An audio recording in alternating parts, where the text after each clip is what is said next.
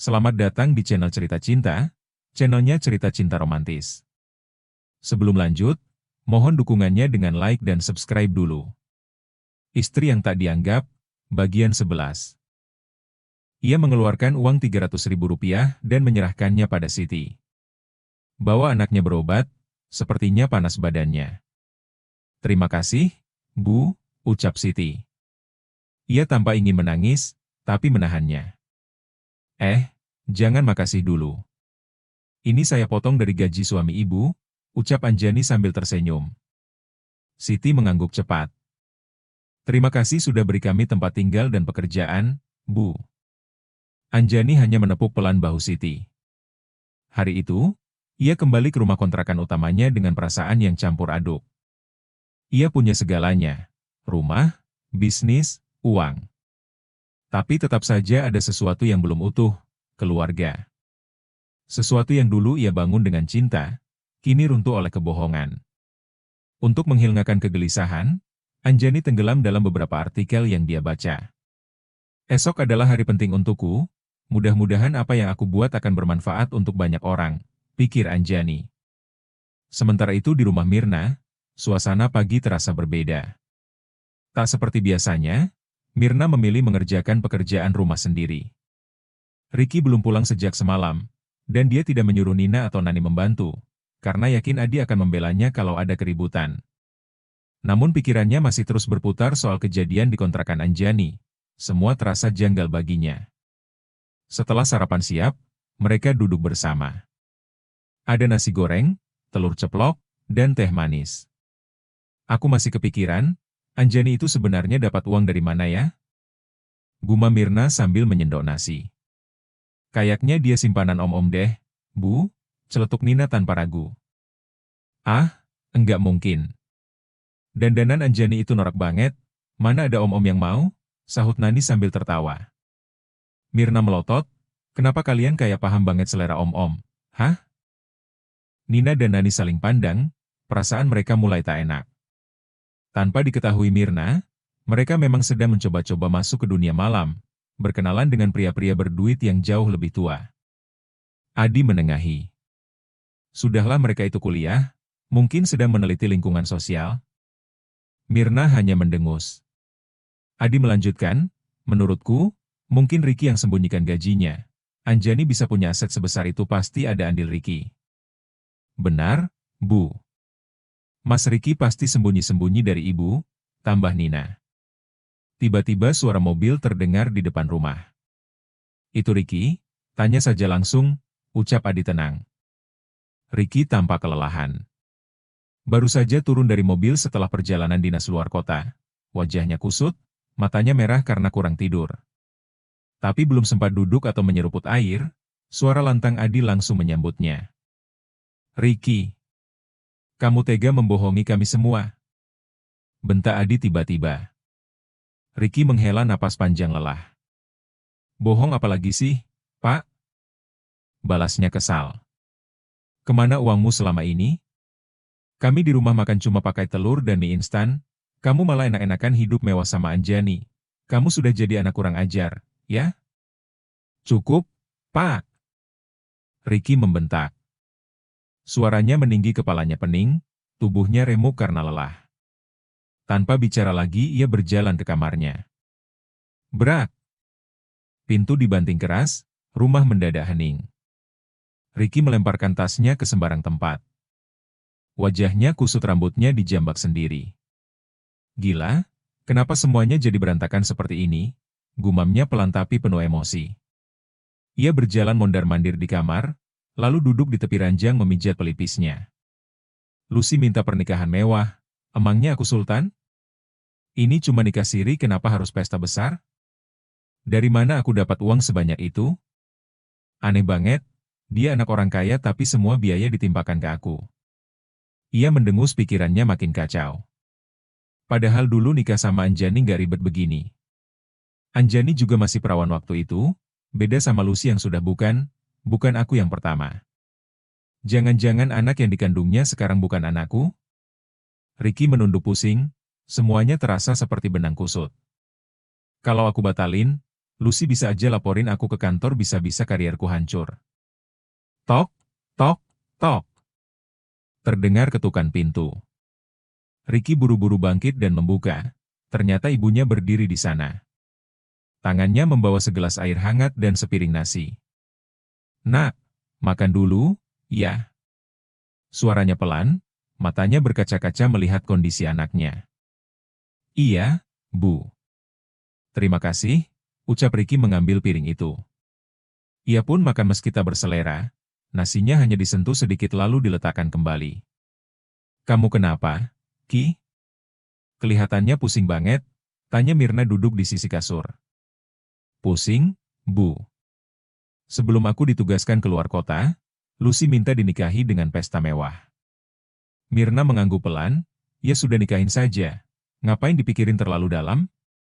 Masalahnya, Bu, dia mau pesta yang besar, aku nggak punya uang sebanyak itu. Loh, kan Lucy anak orang kaya, seharusnya keluarganya yang tanggung. Kamu dulu nikah sama Anjani nggak keluar uang sepeser pun, padahal waktu itu kamu pengangguran. Sekarang kamu kepala cabang, harusnya mereka yang keluar modal. Masa nggak malu nikah sama orang sukses tapi ngarep dibiayai? Ricky menggeleng. Justru karena aku kepala cabang, mereka pikir aku harus yang nanggung semuanya. Padahal aku nggak punya uang, Bu, tabunganku habis. Mirna menatapnya tajam. Makanya jangan boros, semua uang kamu habis buat beliin mobil dan bangun kontrakan buat Anjani, kan? Sekarang repot sendiri. Ricky mengernyit, apa maksud ibu? Tadi ibu ke tempat kontrakan Anjani. Ibu kira dia cuma kerja atau sewa di sana, tapi ternyata dia pemilik kontrakan itu. Yang benar, Bu? Masa sih? Jangan bohong, Ricky. Kamu yang beliin kontrakan dan mobil buat dia, kan? Ricky terdiam sejenak, matanya membulat. Apa? Anjani punya mobil? Iya. Mobil baru, beli cash. Enggak mungkin, Bu. Sumpah demi Tuhan, bukan dari uang aku nggak punya uang sebanyak itu. Yakin? Yakin. Aku kerja baru 1 tahun. Diangkat jadi manajer juga baru 6 bulan. Mobil yang kupakai aja masih nyicil. Gak mungkin bisa beliin mobil buat Anjani, apalagi kontrakan. Mirna mulai terlihat bingung, ia termenung memikirkan jawaban Ricky. Kalau begitu, berarti Anjani selama ini bohong sama kita? Dia ternyata punya uang sendiri? Suasana kamar mendadak hening, keduanya sama-sama tenggelam dalam pikiran masing-masing. Kalau begitu, suara Ricky mulai terdengar pelan, aku nggak harus cerai sama Anjani dong, Bu? Dia ternyata kaya, bisa bantu aku. Mungkin ini cuma salah paham. Mirna tak menjawab, ia hanya mengeluarkan selembar surat dari tasnya dan menyerahkannya ke Ricky. Apa ini, Bu? Baca saja. Ricky membuka surat itu, matanya bergerak cepat membaca baris demi baris. Matanya membulat, tangannya gemetar. Bu, in gugatan cerai dari Anjani, bisiknya nyaris tak terdengar. Tubuhnya terasa lemas, dunia seperti runtuh di depan matanya. Ricky mengambil ponselnya, lalu mencoba menghubungi Anjani. Ia menatap layar ponsel penuh harap. 1 kali panggilan tidak diangkat. Ia mencoba lagi, 2 kali, 3 kali tetap tidak ada jawaban. Gimana, Ki? Tanya Mirna pelan dari balik pintu. Enggak diangkat, Bu, jawab Ricky lesu. Mirna mendesah panjang. Ibu udah terlanjur kecewa sama dia. Kalau dia memang cinta sama kamu, harusnya dari awal dia terbuka. Jangan sampai kita semua salah paham begini. Ricky menatap ibunya, nada bicaranya mulai serius. Bu, ibu dari dulu selalu menyalahkan Anjani. Tapi selama aku menikah sama dia, Anjani nggak pernah sekalipun jelek-jelekin ibu di depan aku. Dia selalu berusaha hormat, Bu. Mirna memalingkan wajah, suaranya agak meninggi. Benar kata bapak kamu tuh terlalu cinta sama Anjani. Sekarang mending kamu pikirin gimana caranya kamu bisa dapat harta gono gini. Ibu sih seneng banget kalau mobil barunya itu jadi milik kita. Ricky langsung menggeleng cepat. Enggak bisa begitu, Bu. Mobil itu Anjani beli pakai uangnya sendiri. Aku yakin gak ada uang aku yang dipakai. Selama nikah, aku yang kasih uang bulanan ke Anjani. Dia nggak pernah minta lebih, nggak pernah pegang gajiku. Baru 6 bulan terakhir aku kasih dia 3 juta per bulan. Ibu sendiri tahu, 3 juta juga sering kurang buat kebutuhan kita semua. Mirna terdiam, wajahnya sulit dibaca. Sementara orang yang sedang dibahasnya, sedang asik membaca bahan presentasi besok dengan Menteri Pertanian. Tak ada waktu untuk memikirkan hal-hal yang tak berguna. Bagi dia, meningkatkan produksi petani dalam negeri untuk ketahanan pangan adalah hal yang lebih penting daripada memikirkan mobil baru. Anjani merentangkan tangannya, entah sudah berapa jam Anjani duduk menghadap laptopnya. Anjani melihat ponselnya ada beberapa panggilan dari Ricky. Tidak ada negosiasi, Mas. Kita bicara di pengadilan, satu hal yang paling aku benci adalah pengkhianatan. Anjani menarik selimut lalu tidur dengan tenang. Besok adalah hari panjang untuk dia. Dia harus siapkan energi. Pagi pun menyapa. Ia mengenakan jilbab hijau muda yang terpasang rapi, blazer senada, celana panjang longgar dan sepatu hak pendek.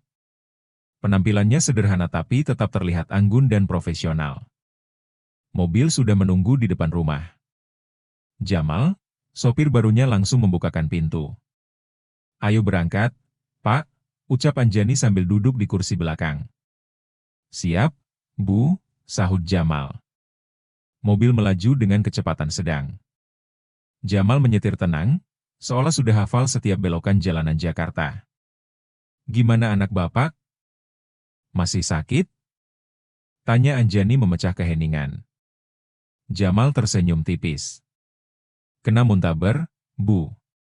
Anjani melirik ke cermin depan, melihat mata Jamal yang tampak basah. Dirawat di rumah sakit? Belum, Bu. Saya masih nunggak BPJS 700.000, jadi sementara saya rawat jalan aja dulu. Anjani mengangguk pelan lalu berkata tegas, nanti habis antar saya, Bapak langsung pulang. Bawa anak Bapak ke rumah sakit, saya transfer uangnya siang ini. Tapi Bu, saya tidak ada penolakan. Kalau Bapak nolak, ini hari pertama dan terakhir Bapak jadi sopir saya. Jamal tercekat. Baik, Bu, ucapnya pelan. Air matanya menetes, ia tak menyangka bos sebaik itu. Dalam hati, Jamal bersumpah akan menjaga Anjani sebaik mungkin, bahkan dengan nyawanya jika perlu. Sesampainya di kantor Kementerian Pertanian, Anjani langsung turun dari mobil. Pak Jamal, silakan pulang, fokus dulu sama anak Bapak. Kalau sudah dapat perawatan, baru hubungi saya. Ya, ucap Anjani tenang. Baik, Bu. Terima kasih banyak, jawab Jamal terharu. Anjani melangkah masuk ke lobi, ia langsung menuju meja resepsionis. Di sana sudah ada Rina yang menyapanya dengan ramah. Anjani. Anjani melambaikan tangan. Rina kemudian membisikkan sesuatu ke bagian protokoler, petugas itu mengangguk cepat. Bu Anjani, Anda sudah ditunggu, kata staf protokoler dengan sopan. Anjani mengangguk. Hai, Rin, rajin banget kamu sudah di sini dari pagi. Kamu nggak tahu aja. Pak Menteri kita subuh udah nongkrong di kantor, sahut Rina sambil tertawa kecil. Mereka berjalan bersama ke ruang pertemuan. Sampai di lantai 2, pintu ruangan langsung dibukakan. Ternyata Menteri Pertanian sudah duduk di dalam bersama beberapa staf ahli. Laptop terbuka, berkas berserakan, semuanya tampak serius. Bersambung.